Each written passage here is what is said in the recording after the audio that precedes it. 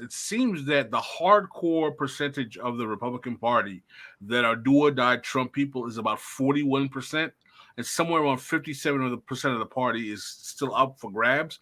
But what seems to be problematic is that all of the contenders for the primary have been fighting for Trump's 41% and haven't been trying to cultivate the 57% of people who are kind of still gray area on Trump. So everyone in the Republican primary is fishing in the same water for the same voters that have already got Trump, that Trump has already got locked down. And that's how they're like the Democrats, because they also don't know how to get people who to vote.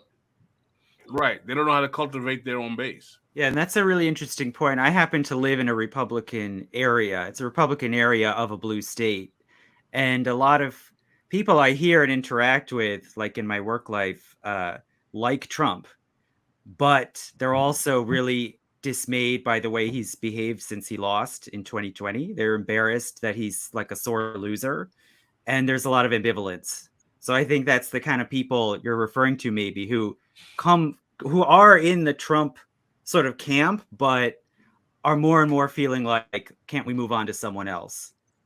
Did you guys hear that the Ann Coulter is now writing for the New York Times in anti-Trump column? Are you serious? It's serious. She premiered today.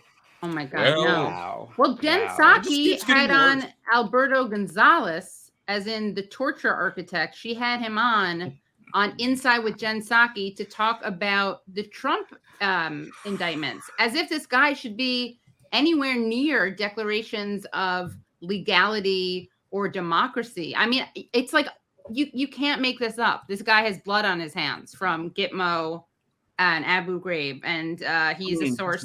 But MSNBC welcomes him with open arms. I mean, this is American media. I mean, do you think? I mean, you could under the Trail of Tears of the murder of all the people they have as military consultants going back 20 years. Man, this is the norm in this country. But again, as you know. So speaking of prosecution, I think it's interesting that Asia Hutchinson says that Trump should be prosecuted, that he violated the law. And what's the amendment that he talks about? 24th? 14. That he violated the amendment, that he engaged in insurrection. So let's see, he's going to come out swinging tonight on that, I think, because, so many of the rest of them. And, when you say that there aren't candidates that are going after the Trump supporters, well, isn't that Ron DeSantis? Isn't that his whole thing? And he's done such a bad job at that. Mm-hmm. No, but I think Pascal was saying that they are going after the Trump people. They're not going after the non-Trumpies. Yeah, that's the problem. They're all fishing in Trump's waters. Oh, Well, they're probably angling to be his running mate, right? A lot of them. It's a very good point. That's something a lot of people haven't even considered yet. I think that the best running mate that Trump could pick if he became the nominee is Nikki Haley. Yeah. And I think she wants it. I think she wants it too. Don't forget, she's been very diplomatic towards him. She served in his administration. She was the U.S. ambassador to the UN, I believe. Yeah. That's right. Yeah. She'd be horrible. Yeah, absolutely. She'd be rough. She'd be rough. Watching her debate Kamala Harris would be interesting, though. Yeah. Did you hear her say something how she wouldn't let unions into her state because I saw that. Taint the waters. Oh my God. Yeah, I saw that. Yeah, I told you, man. She'd be worse than Chris Christie, man. If she ever became president. I'm convinced about that. Yeah. It was actually pretty controversial when she won in South Carolina as governor. Even people of her own party, they said that they didn't want her to be governor of the state because she's Sikh. So some people had a problem with that. They didn't want her to be governor. Wow.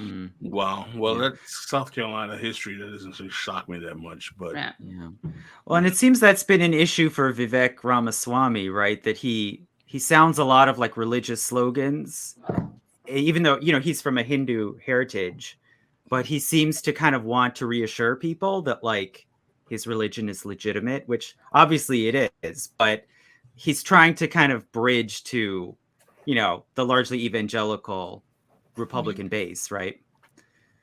And he's had slogans about like one God. Yeah. Wow. So we haven't talked about Tim Scott at all. Yeah, you're right. Tim Scott. Stabby, you want to take that one? he's the other one from South Carolina. Yeah, and he's the positive guy. He's like, glass half full. America. Man. It's been good to me. I think this is the greatest country in the world. That's perfect. Yeah, he just makes the most like American. He also just makes these really like what should be very obvious anti-racist statements that somehow require being said out loud.